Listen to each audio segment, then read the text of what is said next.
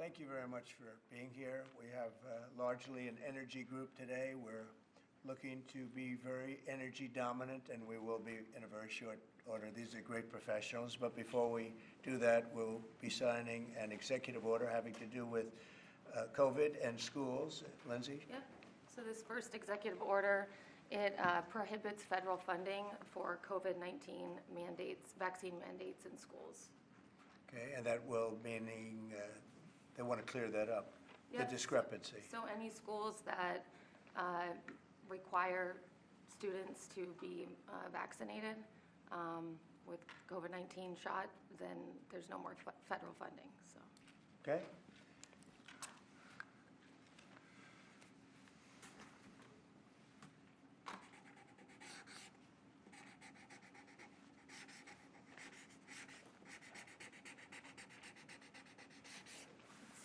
Okay, that solves that problem. Sir, will the Department of Education have to handle that? Yes, it'll go through the Department of Education. Okay? Thanks. Can I make one comment, Mr. President? Yes, please. As a father of 9, thank you. We should have parental freedom to decide what vaccines our kids take, as opposed to school systems and governors forcing upon the people that love these kids the most, which is the parents. So thank you for citing that. Great, thank you very much. People wanted that very badly. Okay. Okay, and here is an executive order establishing the National Energy Dominance Council. So that will be chaired by the Secretary of the Interior, Mr. Burgum, and the Vice Chair, Chris Wright. And so this will reduce costs with respect to energy, establish American independence with energy, and also unleash energy dominance. Good, thank you. And this is a big deal. We have more energy than any other country, and now we're unleashing it, to put it nicely. And I'd like to ask Doug, you're going to be heading it up. You and Chris, would you say a few words about it, please? Yeah, absolutely, sir. Good afternoon. President Trump wisely understood that under the Biden administration, there was a war against American energy, and today that war officially has ended. President Trump on day one declared a national energy emergency, and this is a real emergency because under the Biden administration restricted the production of oil and gas.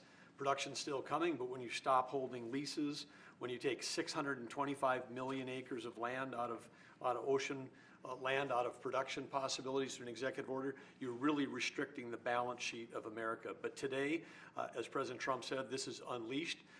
The National Energy Dominance Council will be made up, all the folks that are standing beside me here, other cabinet leaders and many more, represent President Trump's wise decision that we need a whole of government approach to unwind.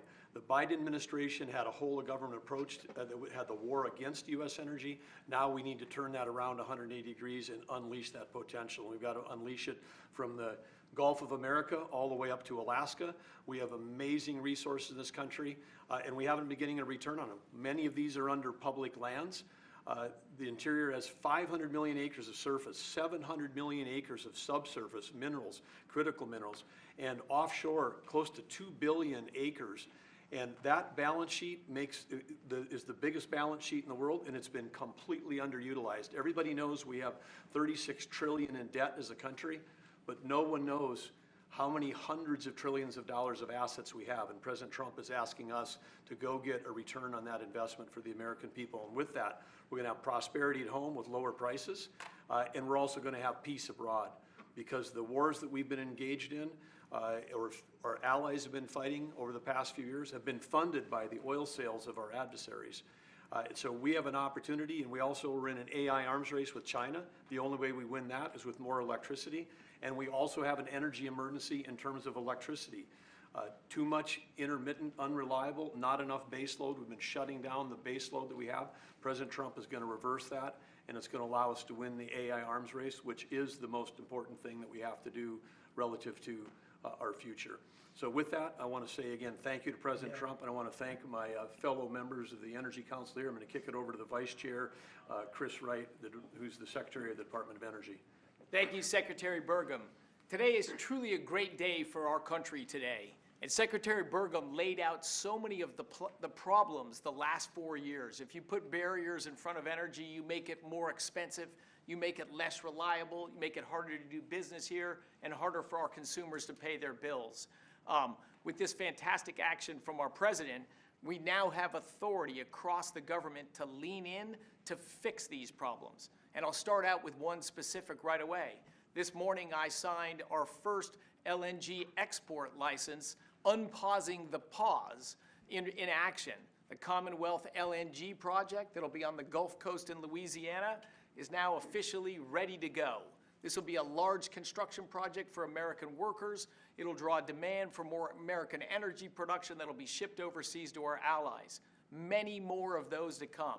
We're also working aggressively to roll back standards that have made appliances more expensive for Americans, and dishwashers that take 2 hours long and don't get your dishes clean. Nobody likes that.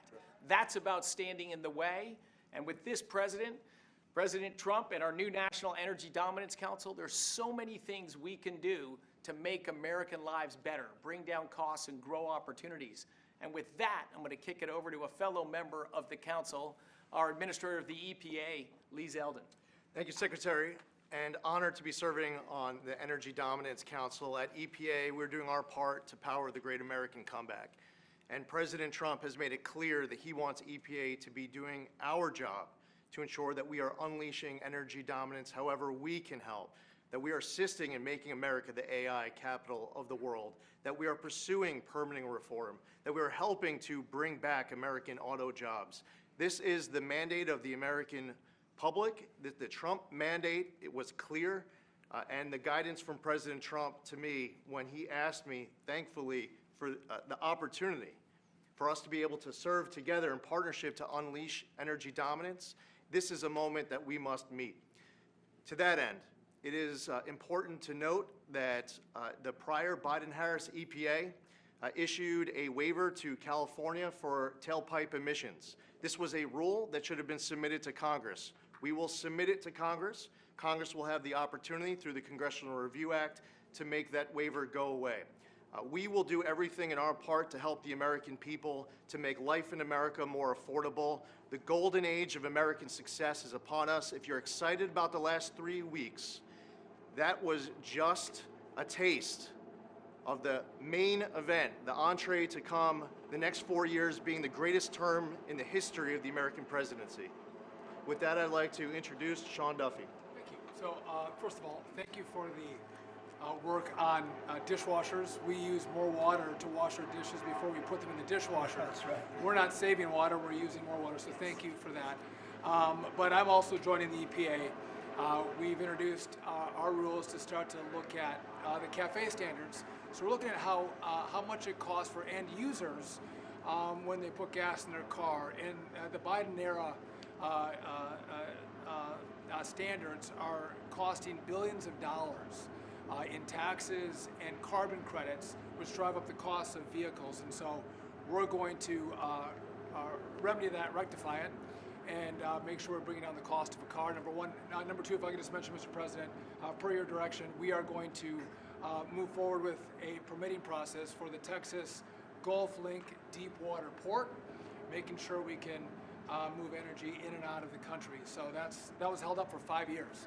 And it was stonewalled, bureaucrats got in the way. We're now going to move forward with that, making sure we have great oil infrastructure in the country. Great, thanks. Great And job. Howard Lutnick? Yes.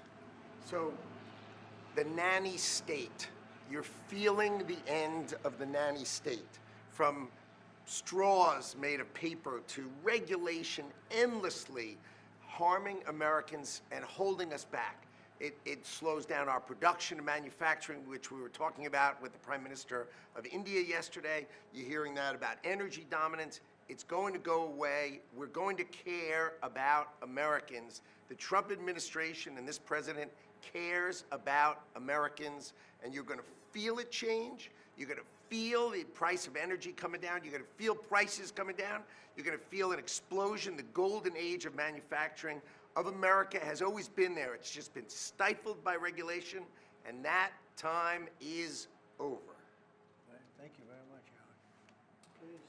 Please. Mr. President, I just want to say that you've built such an incredible team, and Secretary and Chairman Burgum, that he's been working on this his whole life. And so what I expect you to see, sir, is action as early as next week that is going to shock people about how good it is for Americans. And so thank you for your leadership, sir. Thank you very much, Kevin. And we are also working on a project that has been under wraps for 20 years. Everybody wanted it. It's been held up by New York. It's a pipeline that will bring down the energy prices in New York and in all of New England by 50, 60, 70%. It should have been done years ago. We'll be speaking to New York, and New York is actually the biggest beneficiary because their energy costs are very high. This will reduce them very substantially. But all of the governors want this to happen, and I think it's going to happen. It's now going to happen. It's something that's would rather not have to go eminent domain. We'll do that if we have to in New York, but hopefully we won't have to do that. This again will bring down energy prices in New England by numbers that nobody can even believe, probably 50, 60%, maybe even more than that. A lot of them don't even pay energy because they have no energy. They use logs. They go out and they cut down a tree. It's really a terrible situation. So we're going to get this done, and we can have it done once we start construction. We're looking at anywhere from 9 to 12 months, if you can believe it. It's going to go very rapidly. The other thing I'd like Doug to mention, the 635 million acres that Biden so viciously took out of our net worth. If you look at it from the standpoint of a company, you talk about net worth. They've destroyed our net worth. We're putting it back. It will be back as of this afternoon. And Doug, could you mention that? All of the millions and millions of acres that he just handed back to nobody. The executive order by President Biden that wiped out these trillions from our balance sheet. President Trump signed an executive order instructing me as the Secretary of Interior to unban that ban, and that's been accomplished. And so those are back on the U.S. balance sheet. Okay. Sorry, which one is that? The 625 million acres of offshore that was banned from further lease sales. Further anything. And 625 million acres is Right. 1/3 the size of the lower 48 that was taken off our balance sheet. It's back on there now. President Trump cares about the American people. He knows that these public lands belong to the public. They don't belong to Washington bureaucrats from the prior administration, and we're going to make sure that we get a return on investment for the American people. The amount of money that he took off our balance sheet, if you look at it as a balance sheet, it was incalculable. Nobody's ever seen anything like it. And he did that, I guess, in the last few days of the administration. He just wiped it out. 635 million acres, which if you sit down and look, it's like, that's a major part of the ocean. And he just gave it away and took it away. And fortunately, it wasn't done with an act of Congress or anything. And we did it in a, I think, very abbreviated, very quick, and very legal procedure. And it's now back on our balance sheet. It's back as part of our country. What they did was so horrible. It was just a terrible thing to do, an unbelievable thing to do. Also, they mentioned dishwashers and sinks and showers and the whole thing. We're going to get rid of those restrictions. You have many places where they have water. They have so much water they don't know what to do with it. But people buy a house, they turn on the sink and water barely comes out. They take a shower, water barely comes out. And it's an unnecessary restriction. And basically, I think we're going to be going back to the Trump rule. We had it, and everybody was happy, and then these people came in and they restricted it again. So we're going back, and we'll get it approved by Congress. In addition, we'll get it approved by Congress. So for 4 years, it's good, but we're going to get it permanently taken care of. And again, very environmentally friendly. But we want to be able to, when somebody turns on a sink to wash their hands or presses the button for a dishwasher, and there's barely enough water to, I mean, there's no water. And you know what they do? They press the button 10 times. They run it 10 times. So it ends up costing a lot more. So I know you're working on that. And where are we on that? We're working closely with the Department of Energy with regards to rules that were enacted during the Biden administration. Inside of the EPA, we are overhauling the water sense standards that are there to update them for the American people, to bring down cost of living and combat inflation, and just pursue common sense. Good. Well, we have more oil and gas than anybody else in the world. We're opening up ANWR again. As you know, we got something Ronald Reagan couldn't do it. No president was able to do it. I got it. And the first week in office, the Biden administration terminated that. ANWR is the biggest site, probably bigger than Saudi Arabia. We don't know yet, but it's of that size or bigger. And we hit gold, and I call it liquid gold, but we hit gold, and for whatever reason, they terminated it, and we were just ready to start utilizing it. This could take care of all of Asia, energy-wise, very close to Japan. In fact, Japan wants to go and be our partner in doing the pipeline going right into the ships. So they expressed tremendous interest. So did Prime Minister Modi of India. And just in closing, both Prime Minister Modi and the Prime Minister of Japan, both very good people, they said we couldn't make a deal. We couldn't get any energy. I mean, you wonder what was going on with our country. They couldn't make a deal to get any energy from the Biden administration. They just couldn't do it. There was nobody to deal with. They didn't know how to go about it. And they're very happy that we're here. But we're going to really benefit our taxpayers, and we're going to benefit our country. So I want to thank everybody for coming. This is a very big bill. This is really going to be energy dominant. We're going to be energy dominant like nobody else. And this doesn't even discuss all of the electricity that we're going to be producing for all of the AI plants. You know, they need double the electricity at least that we have right now. So you take all of our electricity that we have all over the country just for AI to do it right and to win that war, which we're leading by a lot because of what we've done over the last few weeks. We're leading by actually a lot. But if you take all of it, we have to double our electricity needs just for the AI, and that doesn't include the other technologies. So it's a real honor to sign this bill. We're going to also work on CAFE standards. Lee, you're going to be doing that and make that whole situation, bring that back into reality, and I think very quickly, having to do with cars. Thank you very much.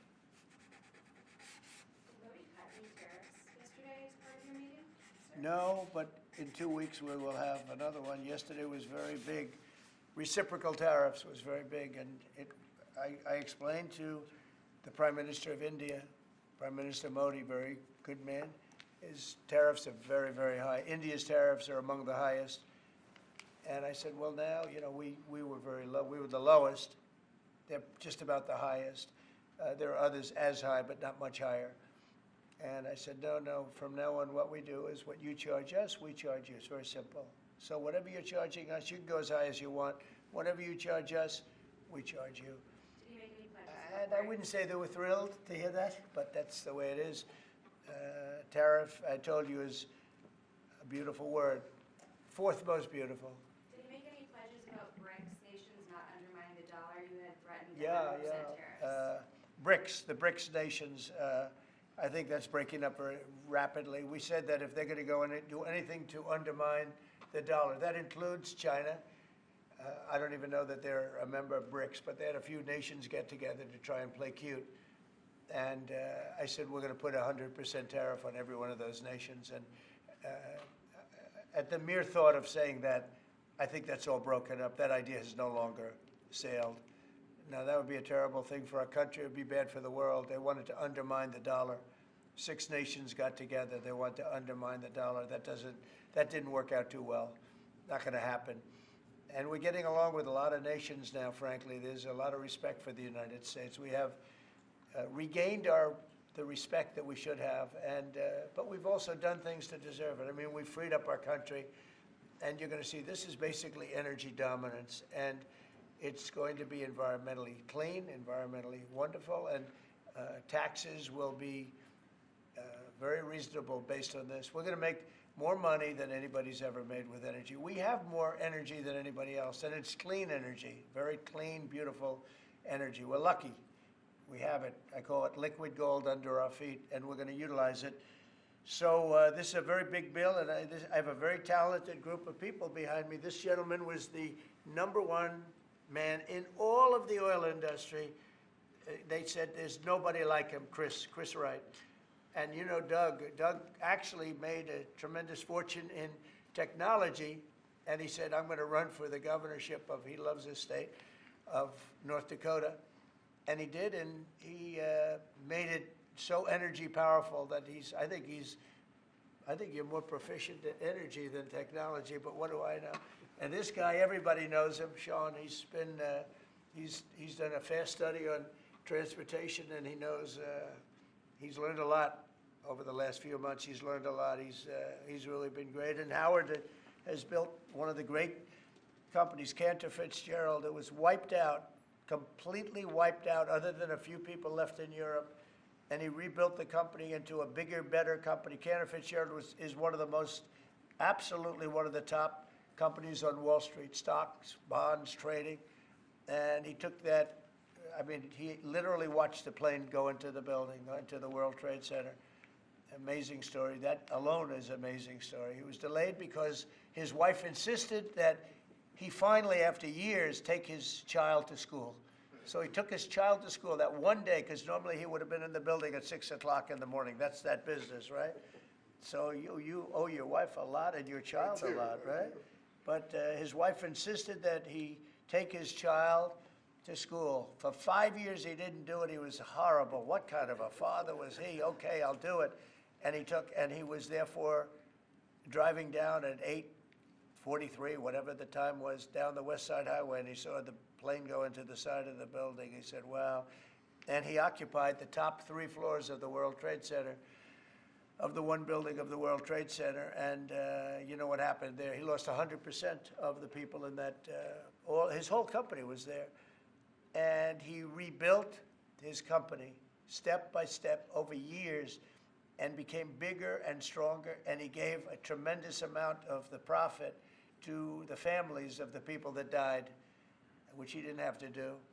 And now he's working with us. He did an incredible job. I mean, anybody in that world, they know Howard Lutnick very well, and I'm honored to have him running commerce. He's going to be incredible. He loves the country. And Lee was a great lawyer, a great congressman, very successful person, both as a lawyer and as a congressman, and knows a lot about the environment, cares about the environment. And we were lucky that I was very happy that you joined. And he was with me right from the beginning, always was with me, and I've always been with him. And Kevin Hassett, we know, everybody knows Kevin, and he's fantastic. And you and Lindsay, you and your team are incredible. The job you've done, we really appreciate it. Thank Will.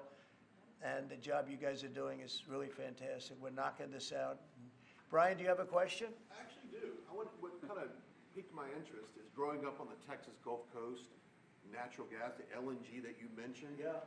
What's the potential for like new jobs or growth in that area? I mean, that part of the country, Southwest Louisiana, Southeast Texas, they depend on that. I would say that potential is simply tremendous. You know, 20 years ago, the United States was the biggest importer of natural gas in the world. And we had natural gas prices 2 or 3 times higher than they are today. But with shale revolution and great entrepreneurs in Texas and Louisiana and across our great country, we are now today the largest net exporter of natural gas in the world. And so much of the world is depending upon, natural gas is the fastest growing energy source, has been for 50 years. We were the driver of that, and then we paused. We stopped our ability to grow natural gas exports. Both the Japanese government and Indian government expressed great distress about that. They're going to count on energy imports from the U.S., and we may just change our mind. So I think they're thrilled to see the actions of this president say America's open for business.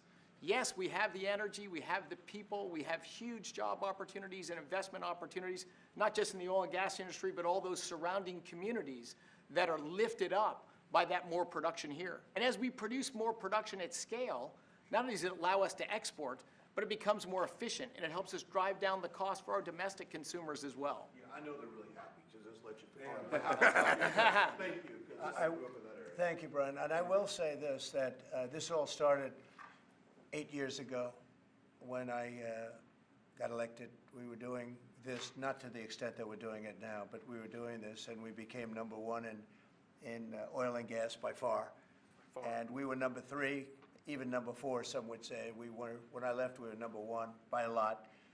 And then they pulled way back, and the prices started going through the roof. And then they went back to my plan, but by that time the prices had already gone up, so they really disrupted it. but now we're going to take it to a new level. It's going to be amazing. And we're also, it's very powerful, clean coal. We have more coal than anybody. This is good, beautiful, clean coal. And if you notice, China's opening up a coal plant a month. Germany is now opening up a coal plant every 2 months. Very powerful. It's probably the most powerful source of energy in terms of generation of electricity and other things. And we're going to utilize our good, clean, beautiful coal and oil and gas. We have more than anybody of everything, and we're going to take advantage of it. And I appreciate everybody being here. Yeah, On the energy, please. can I ask you, sir, about what's happening in Munich? Senator Roger Wicker shepherded Defense Secretary Hegseth through his confirmation. He got him through that process, and then he had some tough words for him overseas. He said it was a rookie mistake for Secretary Hegseth to outline what would or would not happen as far as Ukraine's membership in NATO goes. And then I haven't heard that. I mean, Roger's a very good friend of mine, and Peter's obviously, he's been doing a great job. Did you know what I he haven't was heard. gonna Let me look at. You tell me something. I have not heard about The this. question I had is, were you aware of what Secretary Hegseth was going to say in his speech at NATO? Generally speaking, yeah. Generally speaking, I was. So I'll speak to Roger. I'll speak to Pete. I'll find out. Mr. Why President, did you Mr. say President. the Energy Dominance Council, that Yeah. is for all forms of energy? Does that include All wind and solar? forms of energy. Yep. And the pipeline you mentioned, sir, is that Constitution Pipeline in New York? Yes. Can you, is Yes. that the I project? believe that's so, finished? right? Yes. Yeah, that's what it is. And, you know, they've been trying to get it for 20 years. And what it means is for New York, upstate New York, and even everywhere in New York, also other states, but in particular New England, that New England will now, I think, will cut the energy prices, and big cuts in New York too, but cut the energy prices literally in half. We have the permits. We have permits that just about everything we need a New York permit, and I would imagine they want to do because their energy prices will come down so far. And it's a lot of jobs for New York. It's a great thing for New York. Everybody wants it. We'll be meeting with the various governors, Governor of New York, and the other governors too. And we can have it built in about 9 months, and let's say 1 year, but we can actually have it built in pretty close to 9 months. It's all set. We have most of the permits, almost all of the permits. And on just, you're prioritizing energy dominance today. You've also prioritized trade balance. The oil industry is a little worried about the steel tariffs. I mean, they put 20,000 feet steel in the ground at a well. How will you balance that? Is there a possibility? You're talking about steel and aluminum. Indeed, steel tariffs. So the steel, I saved the steel industry in my first term by putting on tariffs because China was dumping massive amounts of steel. Others also, but mostly China. And I put very substantial, we took in $600 billion worth of tariffs from China. No other president's taken up, literally haven't gotten 10 cents from China, not 10 cents. And hundreds of billions of dollars came in from China. And they understood it. They understood what I did. But the dumping stopped. And had I not done that, you wouldn't have one steel mill, I think I can say, not one steel mill operating in this country. And we need steel. We need steel. I mean, there are some things you have to have, and steel is one of them for military, et cetera. So I think steel is going to be very strong. It's going to be very strong. I think it'll go back to being really powerful. We saved it. I mean, we were talking about U.S. Steel last week. U.S. Steel would have been closed, totally closed. We saved it. And now it's going to become, I think, very, very profitable. The tariffs are going to save a lot of industries. Mr. President, U.S. Steel, can I just follow up on U.S. Yeah, Steel just go very ahead, quickly, finish sir? up. If the Japanese company that's interested in U.S. Steel wants to take a minority stake as opposed to full ownership, is A that fine? minority stake I wouldn't mind greatly, but what they're doing right now is they're going to be investors, and they're going to be investing in, I think, debt and various other things. But we didn't want to let U.S. Steel go to a foreign company. U.S. Steel was the greatest company in the world for a period of 15 years. It was, you know, it was the big deal 80 years ago or so. And psychologically, we can't even think about letting that happen. But what is going to happen, and we've already seen it, you see it in the stock price, with the tariffs, U.S. Steel is going to be a real powerhouse again. Mr. President, if I could just follow up on Jackie's question about Munich. Vice President Vance's speech to the conference has ruffled quite a few feathers in Europe. What did he say to ruffle them? I don't know. He was talking about the freedom of speech and migration in Europe. Do you believe that European leaders have a fundamentally different view of the world than this administration's? Well, I heard his speech, and I tell you, you're talking about JD's speech, right? Yes, sir. I heard his speech, and he talked about freedom of speech, and I think it's true in Europe. They're losing their wonderful right of freedom of speech. I see it. I mean, I thought he made a very good speech, actually, a very brilliant speech, yeah. Europe has to be careful. And he talked about immigration. And Europe has a big immigration problem. Just take a look at what's happened with crime. Take a look at what's happening in various parts of Europe.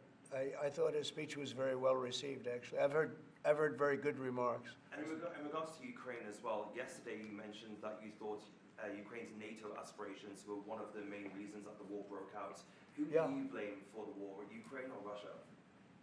Well, I think that there were a lot of people to blame. All I can say is very simply, if I were president, that war would never have happened. And you know what else wouldn't have happened? The Middle East wouldn't be all blown up, and October 7th wouldn't have happened either. Those two areas, you wouldn't have inflation, you wouldn't have October 7th, you wouldn't have Russia and Ukraine fighting. None of those things would have happened if I were president. So to follow up on the Mr. Middle President? East, earlier this week. Yeah, please. You mentioned auto tariffs the other day. Yeah. When do you plan to unroll? Howard, I'd say over the next, sometime, maybe around April 2nd.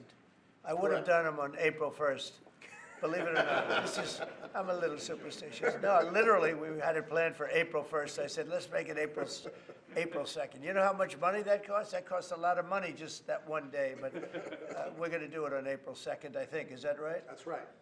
Okay, thank you. The lead prosecutor in Eric Adams' case resigned today, saying anyone who didn't press forward would be a coward. What's your reaction to that and to the overall implication that politics were at play here? Well, I don't know about it. I mean, obviously, I'm not involved in that. But I would say this, that if they had a problem, and these are mostly people from the previous administration, you understand, so they weren't going to be there anyway. They were going to all be gone or dismissed. If not, they know on Tuesday they're all being dismissed. You know, the whole country is being, because what you do is you come in and you put new people in. So when you say resign, they're going to be gone anyway. But I know nothing about the individual case. I know that they didn't feel it was much of a case. They also felt that it was unfair with the election. Look, I would know that better than anybody because I was weaponized more than any human being in the history probably of the world. And I won the election in a landslide, winning all 7 swing states, winning the popular vote and everything else because the people got it. It was weaponized, and I was weaponized literally weeks before the election. But I think there's also something to be said. I read that. There's something to be said for what they were doing. It looked to me to be very political. But why didn't they bring this up like 4 or 5 weeks ago, 6 weeks ago, or whenever it happened? You know, they just sat around and didn't complain. Then all of a sudden they complain, and they know they're all being dismissed anyway. So, you know, that's the way it is. That's called politics, I guess. Mr. President? Yeah, please. Earlier this week, you predicted that all hell would break loose if Hamas didn't hand over all of their hostages. What do you expect to happen tomorrow in terms of I don't know what's going to happen tomorrow at 12 o'clock. It was up to me. I'd take a very hard stance. I can't tell you what Israel's going to do.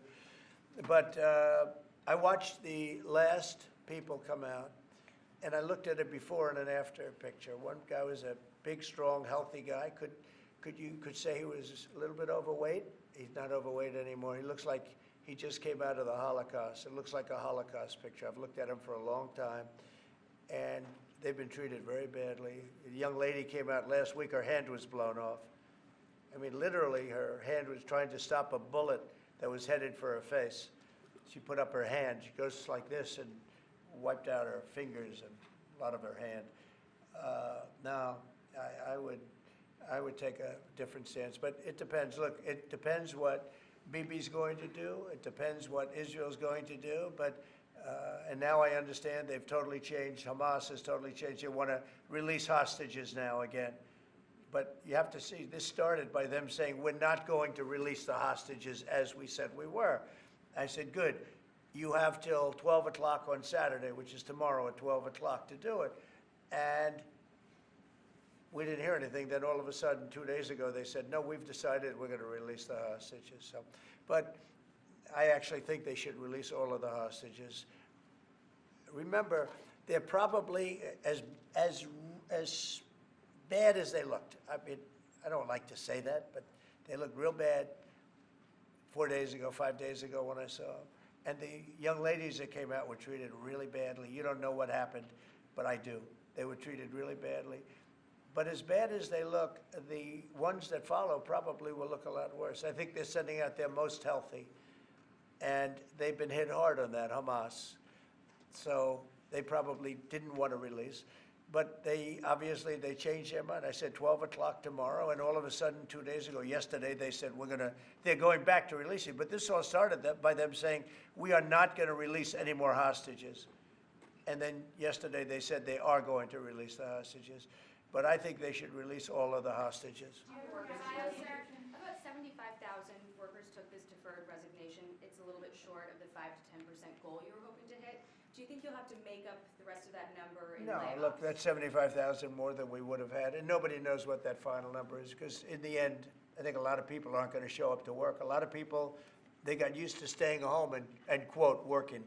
But, you know, I wonder if they had other jobs or other things. You know, they have a lot of problems with that. No, 75,000 is a lot of people.